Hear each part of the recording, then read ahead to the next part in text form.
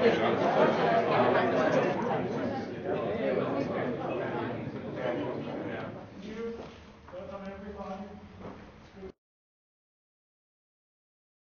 name is Peter Lang, and I'm an executive IT architect in IBM Software Group, where I'm working out of a pan-European CTO team for the public sector.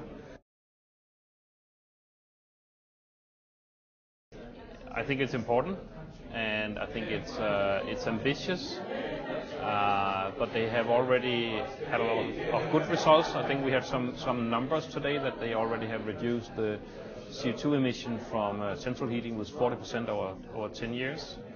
I think there's a lot of low-hanging fruit, even though I haven't yet identified that. But I think there's a lot of things which can be done.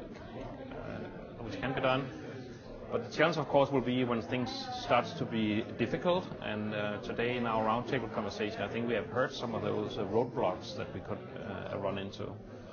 For instance, when if we want to do or to accomplish the plan, or the objectives of the plan without changing the commercial structure or the business models of the actors. So we have to preserve the economical models.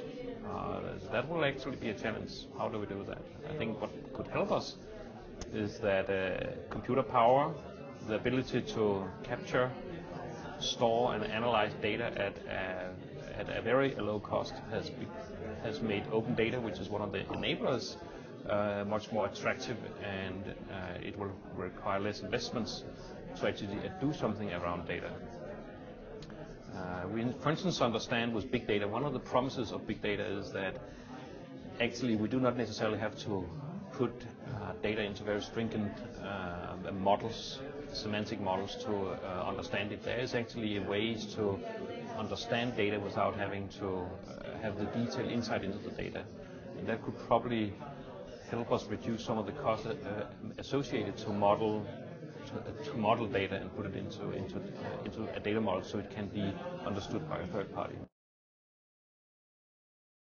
I'm very optimistic. And I'm very inspired. It's interesting to take this challenge in one of the most well-developed and also rich cities in the world. So we are really working with a front runner and an early adapter, and a city with high ambitions and a strong political platform to drive the change. It is ambitious, but what we have heard in these first roundtables and the first interviews is that actually the political platform is very strong. But also another interesting perspective is that the city believe in sustainability, also in the sense of how you create change. So they want that a lot of the innovation comes from the citizens themselves. So they don't want all the answers to come from the city hall. They want to mobilize the citizens to do citizen-driven innovation. And we have already seen some good examples of that. So I think the city is actually in good shape to establish a sustainable development model, which involves also the citizen.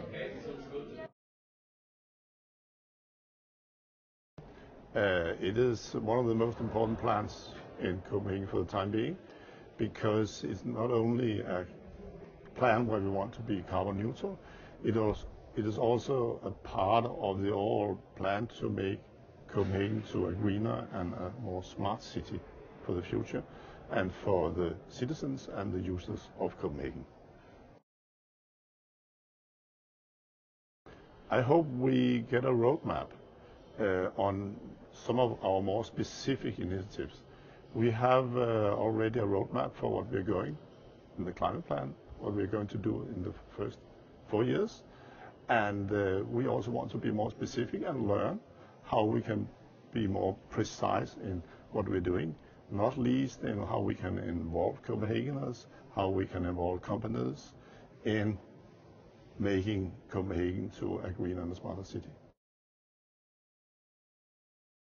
It is absolutely the most ambitious plan in the world for a city. I know that we have a good starting point, and we have to be fair to say that, but it is a transformation of the energy system, of the infrastructure, and it is extremely important that we can use that for the benefit of the Copenhageners. I know IBM, I'm sure they will deliver. It's also an important project for IBM. so they can show that it is important. So I think we will get a product where we also learn on some specific issues how to operate in the coming years.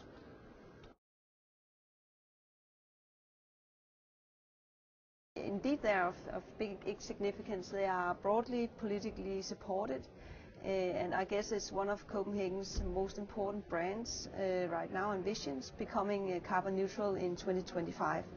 So in order to reach this goal, we see smart city approach as a way maybe to reach some of the goals, for example, reducing the use of energy. When we do changes in Copenhagen, also when it comes to environmental issues, we also very much start from a citizen's perspective. So this project, we hope, will help us becoming wiser to use the approach of the citizens and combine it with an intelligent use of data. Absolutely. Well, in Copenhagen, you don't do politics without thinking of how can it support livability.